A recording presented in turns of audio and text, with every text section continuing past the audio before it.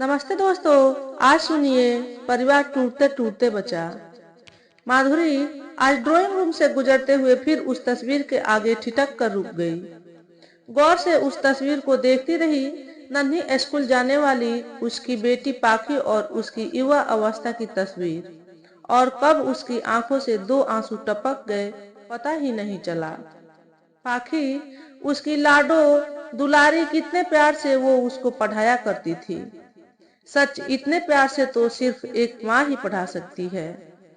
उसकी ना ना उसकी और पाखी दोनों की मेहनत का नतीजा था कि वो एक के बाद एक क्लास की सीढ़ियां सफलतापूर्वक चढ़ती गई।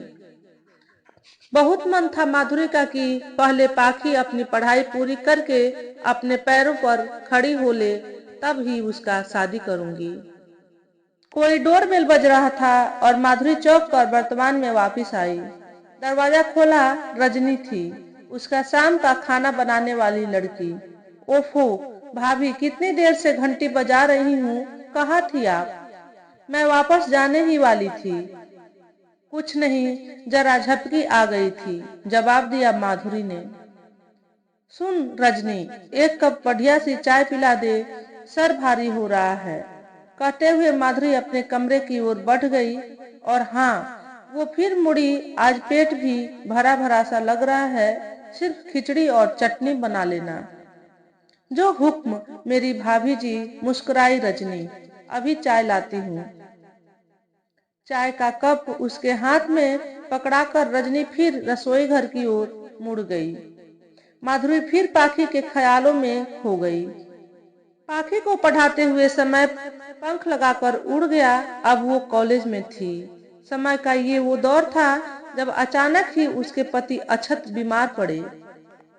अछत से उसका रिश्ता एक खूबसूरती से निभाया जाता रिश्ता था, दिमाग से निभाया जाता। कभी कभी तीखी झपड़े भी हो जाती, पर अधिकतर समय माधुरी उनके कटु बोल सुनकर भी अनसुना करना सीख गई थी। पर उनके कार्य पर चले जाने के बाद रोती भी जरूर, और पाखी इन झगड़ों और रोने की मूक दर्शक रहती। यही वजह थी कि वो बड़ी होते होते माँ की तरफ झुकती गई और पापा से उसका वार्तालाप सीमित होता गया। अक्षत की बीमारी पाखी और माधुरी की अथक भागदौड़ के बाद भी उसकी जान लेकर ही गई थी। फिर सब कुछ धीरे धीरे सामान्य होता गया था और जिंदगी ने एक नई करवट ली थी। प्रगाढ़ होते गए थे माँ बेटी के रिश्ते, घूमना, खाना, खुलकर हंसना, कितना कुछ था। जीवन को जीवन कहने लायक सोचकर माधुरी मुस्कुरा दी। अचानक ही फिर दरवाजा खुला, तंद्रा भंग करने के लिए। उफ, अब क्या सोचकर हंस रही हो? रजनी थी ये। अब हर बात तुझे बताऊं, क्यों हंस रही हूँ, क्यों रो रही हूँ? हंसते हुए माधुरी ने कहा था। रजनी भी मुस्कुराई। मत बताओ, उठकर दरवाजा तो बंद कर लो। अच्छा, कहकर माधुरी उठी थी, दरवाजा बंद किया। रजनी डाइनिंग टेबल कायदे से लगा कर गई थी। डोंगे में खिचड़ी, एक बाउल में चटनी और सलाद। भूख भी लग आई थी। खाना खाकर थोड़ी देर टीवी देखा, फिर बिस्तर पर लेट गई। वो यादों की टूटी कड़ियां फिर जुड़ने लगी थी। पाखी जो अब एमबीए कर रही थी, वो बदलने लगी थी। कभी छोटी सी बात पर चिड़चिड़ा जाती तो कभी पलट कर जवाब दे देती। धैर्य से सुनती वो ये सब। आखिर सारे जीवन एक यही गुण तो सीखा था। एक दिन पाखी को पास बैठाकर प्यार से वजह जाननी चाहिए थी। अनुमान सही ही था। प्यार करने लगी थी वो अपने एक सहपाठी अनुराग शंकर से। तो माँ इतनी पराई हो गई कि तुम्हें ये बात बताने से पहले सोचना पड़े। माधुरी ने प्यार से झिड़का था उसे। हालांकि शंकर सुनकर एक कीड़ा सा रेंगा दिमाग में, पर संयत कर गई खुद को माधुरी। जानती थी एक साथ कई प्रश्न करेगी तो पाखी चिड़चिड़ा कर ही जवाब देगी। उठते हुए बोली थी, अच्छा अब मैं चली किचन में, बनाती हूँ तेरे लिए कुछ अच्छा सा। और हाँ, बुला लेना उसे किसी दिन घर पर, मैं भी तो देखूं अपनी लाडू की पसंद। एक दिन उसने अनुराग को घर भी बुलाया था। हैंडसम अनुराग माधुरी को भी पसंद आया था। खाने के दौरान ही माधुरी ने उसके परिवार के विषय में भी जानना चाहा था। आंटी, हम 4 भाई बहन हैं। पिता का सदर बाजार में रेडीमेड गारमेंट्स का शोरूम है। पाखी को शायद पहले से ही यह जानकारी थी, तो वो शांत बैठी दोनों की बातचीत सुन रही थी। मुझसे बड़ा एक भाई और 2 छोटी बहनें, अनुराग बोलता जा रहा था। उसके जाने के बाद माधुरी के दिल में उथल पुथल सी मची थी। 4 बच्चे, बड़ा भाई, शादीशुदा यानी 7 प्राणियों का परिवार। इधर पाखी अपने परिवार की इकलौती लाड प्यार में पली कॉन्वेंट शिक्षित। वास्तविकता के धरातल अक्सर कठोर ही हुआ करते हैं। अपनी शंका उसने धीरे से पाखी से कही भी। पाखी सुनो। सुनते ही पाखी बोल पड़ी थी, तुम परेशान न हो। अनुराग ने वादा किया है, शादी के बाद हम लोग अलग घर में रहेंगे। और हाँ, ये भी जान लो माँ, अनुराग अनुसूचित जाति का है। एक जाने हुए सत्य को वो धमाके से घोषित करते हुए अपने कमरे में चल दी थी। यहाँ से ही माँ बेटी के बीच एक दीवार खींचने लगी थी। माधुरी का अनुभवी दिल और दिमाग कहता, ये लड़की गलत कदम उठा रही है, किंतु पाखी प्रेम के रास्ते काफी आगे बढ़ चुकी थी। जब भी माधुरी उसे समझाने की कोशिश करती, एक मुंहफट जवाब हाजिर रहता। हद तो उस दिन हो गई जब उसने लगभग चिल्लाते हुए बोला, माँ तुम इतनी सीधी भी नहीं हो जितनी दिखाने की कोशिश करती हो।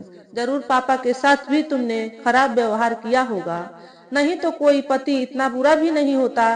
पैर पटकते हुए वो घर से निकल गई थी। कितना फूट फूट कर रोई थी माधुरी उस दिन। शायद प्रेम में अंधा होना इसे ही कहते हैं। उस दिन की गई पाखी फिर नहीं लौटी थी। 6 महीने हो गए थे इस घटना को हुए। एक पत्र आया था पाखी का, मैंने और अनुराग ने कोर्ट मैरिज कर ली है। तुम सुखी रहो अपनी दुनिया में।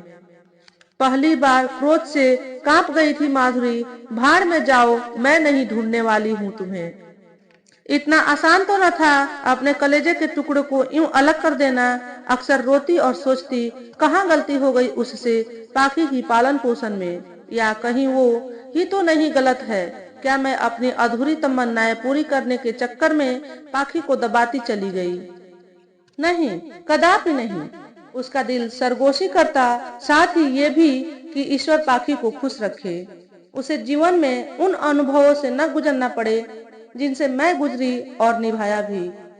जो भी हो, एक जिद थी कि मैं पाखी को फोन नहीं करूंगी। उसे भी तो मेरा चिंता नहीं है कि माँ किस हाल में होगी।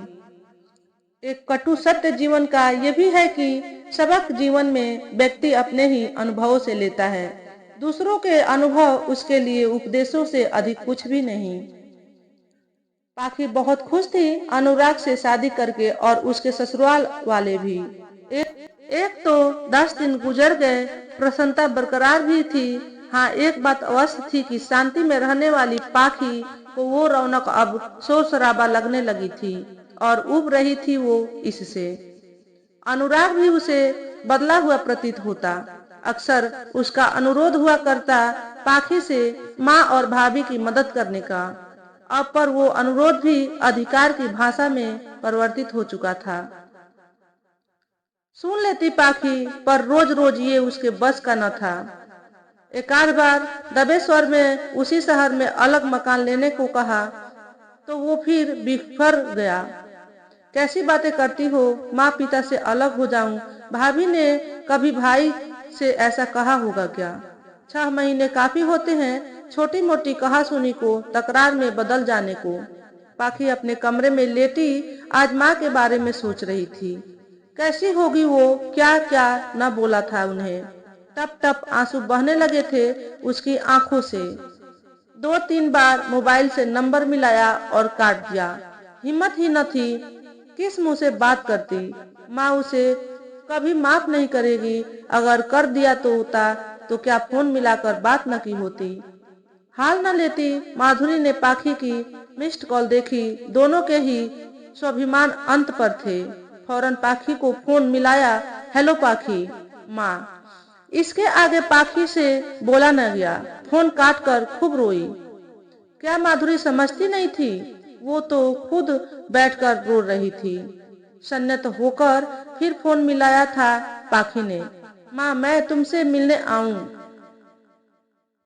दौड़कर आजा, माँ का उत्तर था। अपनी सासू माँ से पूछकर क्या वो आज रात में माँ के पास रुक जाए, और उनकी सहर्ष अनुमति के बाद वो चल पड़ी थी। उधर माधुरी ने पाखी की पसंद की कितनी ही चीजें बनाने का ऑर्डर दे डाला था। रजनी को खुद भी किचन में ही घुस गई थी। पाखी को उसके हाथ की खीर बहुत पसंद थी और पालक पनीर, ये दोनों डिश मैं खुद बनाऊंगी रजनी, कहकर वो ये दो चीजें बनाने में जुट गई। घंटी बजी थी। अधर्य से ही दौड़कर माधुरी ने दरवाजा खोला था और ऐसा लगा जैसे बरसों से बिछुड़ी दो सहेलियां मिली हों। आंसू दोनों के ही आंखों से बह रहे थे। किस्से थे पाखी के पास बताने को, और माधुरी मुस्कुराकर थोड़ी पर हाथ रखे सुनती ही जा रही थी। अंत में पाखी बोली थी, माँ, अब मुझे वहां नहीं जाना। क्यों, पागल है क्या? तेरी बातों से मैंने अनुमान लगा लिया है, तेरी ससुराल में सब अच्छे स्वभाव के हैं। क्या अनुराग तुझसे ठीक से बिहेव नहीं करता? करता है, पर 8 लोगों के परिवार में कोई प्राइवेसी नहीं है और हम दोनों का झगड़ा इसी बात को लेकर होती है। पागल है तू, अच्छा घर और वर मुश्किल से मिलता है। मैं गलत थी अनुराग को समझाने में। अच्छा, तुम ऐसा कर किन्हीं 2-4 बड़ी कंपनियों में अप्लाई करो। अनुराग से कैसे अनुमति लेना है ये तुम्हारे विवेक पर निर्भर है। हो सकता है ये दूरी अनुराग को भी सोचने का समय दे दे। ओ मेरी प्यारी मम्मी, कहकर पाखी ने उसके गले में बाहें डालकर एक चुम्मी अंकित कर दी उसके गालों पर। अगले दिन पाखी लौट गई थी। शीघ्र ही उसे पाखी के बेंगलोर के एक मल्टीनेशनल में अपॉइंटमेंट की सूचना मिली थी। जाहिर था अनुराग की सहमति थी। अनुराग को भी शांति से सोचने का समय था और अब वो पाखी के एंगल से भी सोच पा रहा था। कोशिश थी उसकी भी बेंगलोर पहुंचने की, पर परिवार टूटते टूटते बचा था। क्यों न बचता, 2 समझदार महिलाओं के अनुभव काम आए थे। तो दोस्तों, आज के वीडियो में बस इतना ही। अगर आपको हमारे द्वारा दी गई जानकारी थोड़ी सी भी अच्छी लगी हो तो वीडियो को लाइक और शेयर करें। चैनल पर पहली बार आए हो तो चैनल को सब्सक्राइब करके बेल नोटिफिकेशन को ऑल पर सेट कर लें, ताकि आपको ऐसे ही अच्छे वीडियो देखने को मिले। हमेशा खुश रहें, हमेशा स्वस्थ रहें। वीडियो देखने के लिए आपका बहुत बहुत धन्यवाद।